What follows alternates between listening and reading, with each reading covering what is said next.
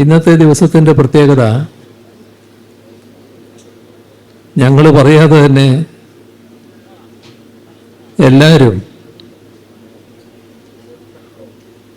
കേന്ദ്ര ബജറ്റ് ഇന്ന് അവതരിപ്പിച്ചതോടെ കേരളത്തോട് കാണിക്കുന്ന അവഗണനയെക്കുറിച്ച് പൂർണ്ണ ബോധവാന്മാരായിരിക്കുന്നു എന്നുള്ളതാണ്. നമ്മുടെ രാജ്യത്തുള്ള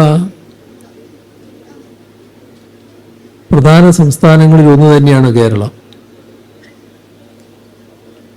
പക്ഷേ ഇന്ന്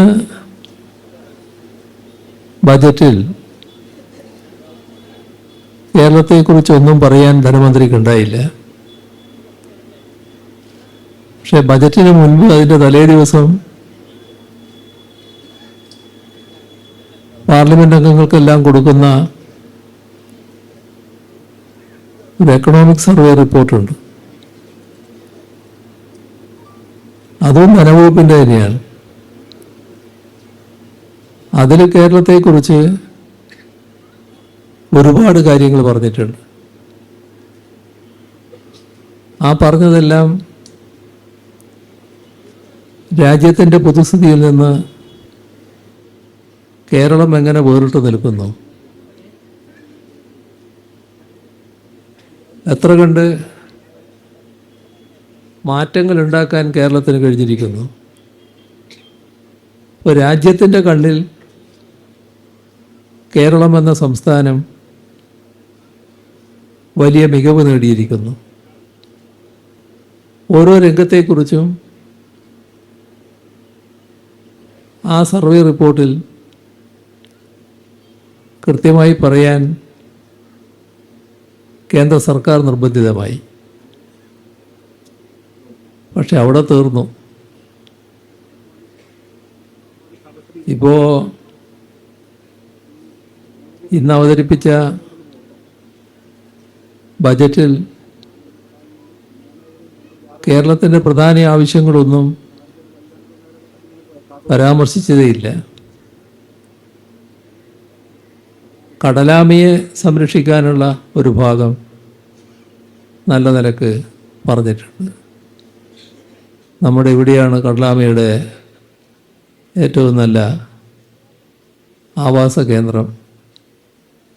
അത് സംരക്ഷിക്കുന്നതിൽ തെറ്റൊന്നുമില്ല കേട്ടോ. പക്ഷെ അതാണ് പ്രധാനമായിട്ട് പറഞ്ഞൊരു കാര്യമെന്ന് മാത്രം. ഇവിടുന്ന് തിരുവനന്തപുരത്ത് എത്തണമെങ്കിൽ ഏകദേശം പഴയ സമയം തന്നെ ചെലവഴിക്കേണ്ടി വരുന്നവരാണ് നമ്മളെല്ലാം. ആ കാര്യത്തിൽ പുതിയ റെയിൽവേ ലൈൻ വേണമെന്നത് കേരളം ആവശ്യപ്പെടുന്നതാണ്. അർദ്ധ അതിവേഗ റെയിലാണ് നമ്മൾ ചോദിച്ചിരുന്നത്. ഇപ്പോൾ ബി ജെ പി സർക്കാരിൻ്റെ വക്താവെന്ന രീതിയിൽ ഒരു ബഹുമാന്യ വ്യക്തി അതിവേഗ റെയിൽ സമ്മതിച്ചിരിക്കുന്നുവെന്ന് കേരളത്തോട് വിളിച്ചു പറയുന്ന സ്ഥിതിയുണ്ടായി. അതിനെപ്പറ്റിയുള്ള പ്രതികരണം നേരത്തെ നടത്തിയതാണ്. അതുകൊണ്ട് ആ ഭാഗത്തേക്ക് ഞാൻ പോകുന്നില്ല. ഏതായാലും എന്തോ വരാൻ പോകുന്നു എന്നൊരു തോന്നൽ ആളുകൾക്കെല്ലാം ഉണ്ടായിരുന്നു. പക്ഷേ കേന്ദ്ര സർക്കാരിന് കേരളത്തോടുള്ള മനോഭാവത്തിൽ ഒരു മാറ്റവുമില്ല എന്ന് തന്നെയാണ് ഇന്ന് അവതരിപ്പിച്ച ബജറ്റ് വ്യക്തമാക്കുന്നത്. നമ്മുടെ തൊട്ടുകിടക്കുന്ന സംസ്ഥാനങ്ങൾ അവയെല്ലാം കേന്ദ്ര ഗവൺമെൻറ് പരിഗണിച്ചിട്ടുണ്ട്. അത് നല്ല കാര്യം തന്നെ. സംസ്ഥാനങ്ങളെ പരിഗണിക്കേണ്ടതാണല്ലോ. നമ്മളതിനൊന്നും എതിരല്ല.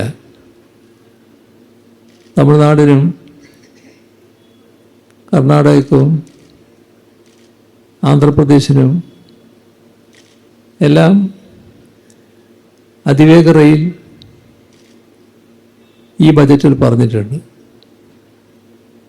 നല്ല കാര്യമാണത്. പക്ഷേ എന്താണ് കേരളത്തിനുള്ള അയോഗ്യത? ആ അയോഗ്യതയെപ്പറ്റി നമ്മൾ തന്നെ സ്വയം ബോധവാന്മാരാകേണ്ടതുണ്ട്.